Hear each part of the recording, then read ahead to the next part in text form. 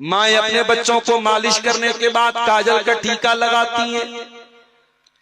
पूछो काजल का टीका क्यों लगाया? कहती है नजर ना लगे। तुझे किसने बताया कि बच्चे को टीका लगाने से नजर नहीं लगती?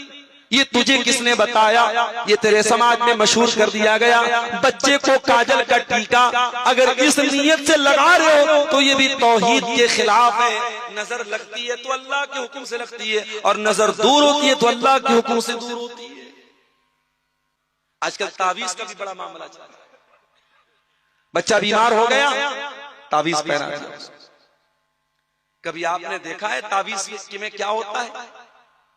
कभी मौका मिले कोई तावीज काट के देखिए उसके अंदर क्या लिखा रहता है। तावीज के अंदर भी शिर्किया चीजें लिखी रहती है। और 2 मिनट के लिए मान लो कि तावीज के अंदर अगर कुरान की आयतें भी लिखी हैं तो कुरान की आयतों वाला तावीज भी इस्तेमाल करना जायज नहीं है। मैं बीमार हूं, डॉक्टर के पास जाता हूं, डॉक्टर साहब मुझे बहुत तेज बुखार है, डॉक्टर ने पैरासीटामोल दिया, डॉक्टर ने एमॉक्सिसिलिन दिया, डॉक्टर ने एजिथ्रोमाइसिन दिया, एंटीबायोटिक दिया, बुखार की दवा दिया। डॉक्टर ने कहा जाओ सुबह शाम खा लेना। मैं घर आया और मैंने एंटीबायोटिक और बुखार की टैबलेट को एक पुड़िया में रखा और पुड़िया में रख के गले में लटका लिया। मुझे कभी आराम नहीं मिलेगा।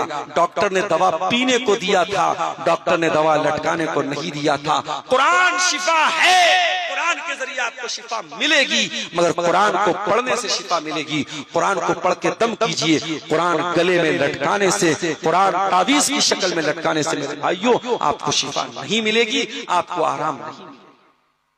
तो तावीज से बचिए।